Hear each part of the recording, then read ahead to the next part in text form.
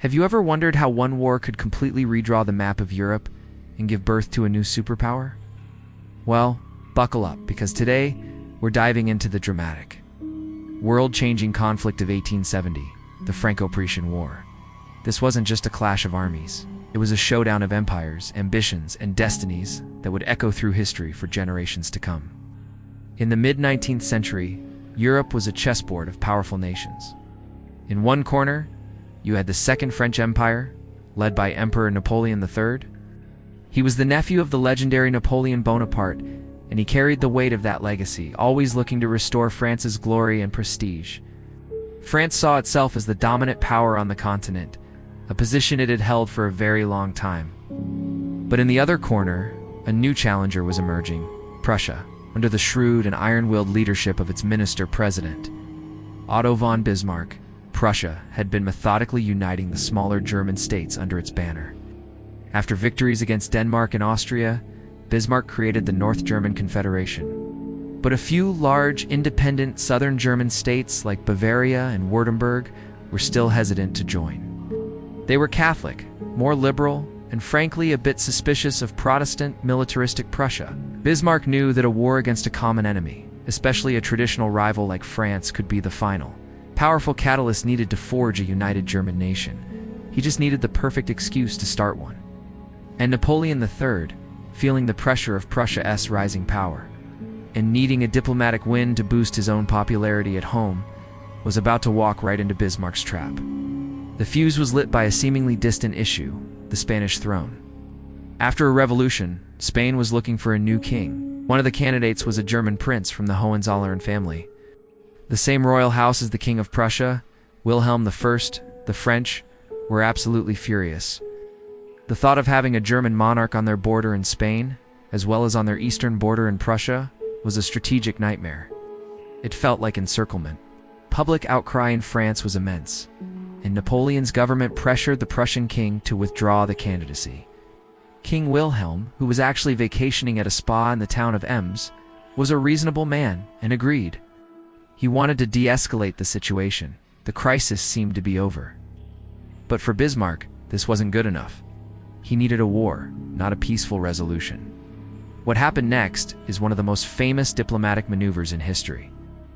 The French ambassador, not content with the withdrawal, was instructed to demand a formal guarantee from King Wilhelm that no Hohenzollern would ever again be a candidate for the Spanish throne. The king politely refused to make such a sweeping promise and considered the matter closed. He then sent a telegram to Bismarck in Berlin, describing the events. This was the EMS telegram. Bismarck saw his golden opportunity, took the king's telegram, and edited it. He didn't lie, but he masterfully cut words and rearranged phrases to make the king's refusal sound abrupt and insulting to the French ambassador. At the same time, he made it seem like the ambassador had been overly demanding and rude to the king. He then released this edited version. To the press across Europe, the effect was explosive. When the edited telegram was published in Paris, it read like a national insult. The French public erupted in a frenzy of patriotic anger, with crowds chanting to Berlin. In Germany, the French demands seemed arrogant and aggressive, and a wave of nationalist fervor swept through the states, both north and south. Bismarck had his war. France, feeling its honor had been slighted, declared war on Prussia on July 19, 1870. The southern German states, seeing France as the aggressor, immediately honored their military alliances and joined Prussia. Bismarck's plan had worked perfectly. On paper, this looked like a fairly even match. The French army was considered one of the best in the world. Their soldiers were professionals, armed with the technologically superior Chassepot rifle, which had a longer range and faster firing rate than the German equivalent, the Dreyse needle gun. But an army's strength isn't just about its rifles. The German war machine, under the brilliant command of Chief of Staff Helmuth von Moltke, the Elder, was a model of modern efficiency. Prussia had introduced universal conscription, creating a massive, well-trained reserve army that could be mobilized with astonishing speed. Moltke was a master of logistics.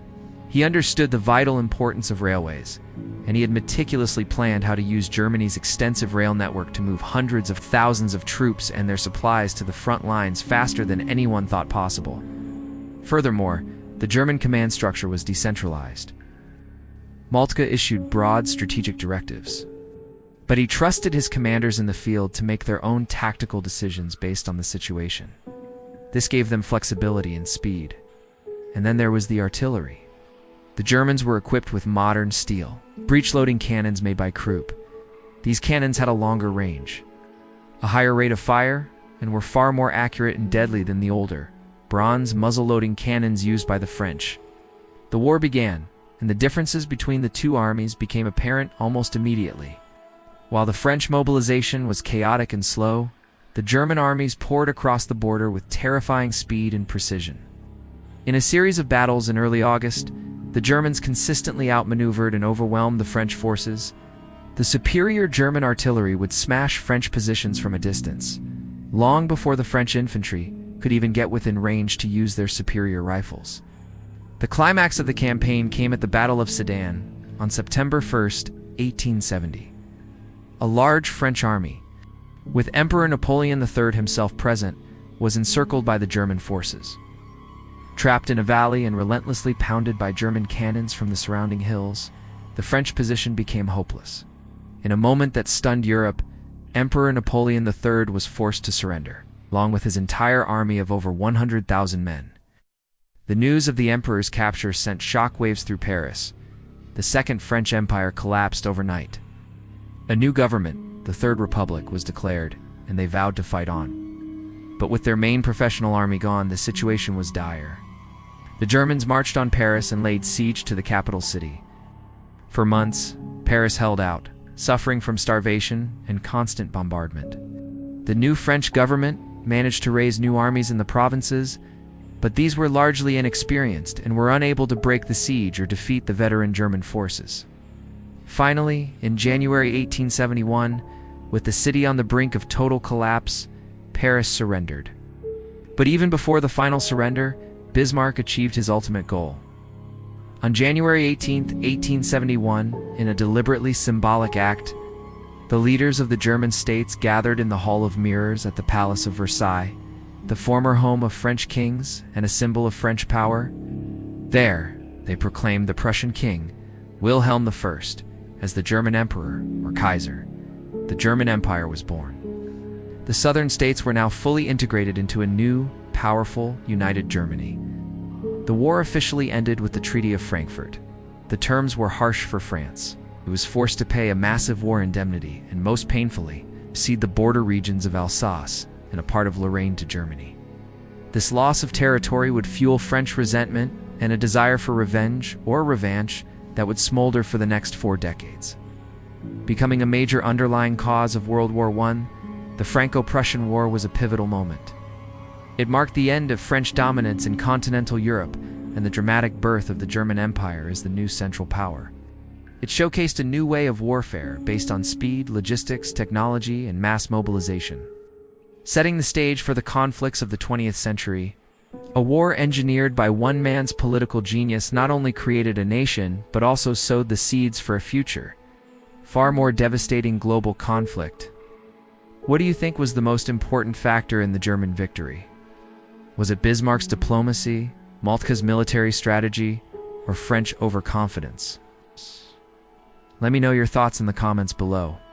Thanks for watching, and if you enjoyed this journey into history, don't forget to like, subscribe, and hit that notification bell so you don't miss our next video. See you next time.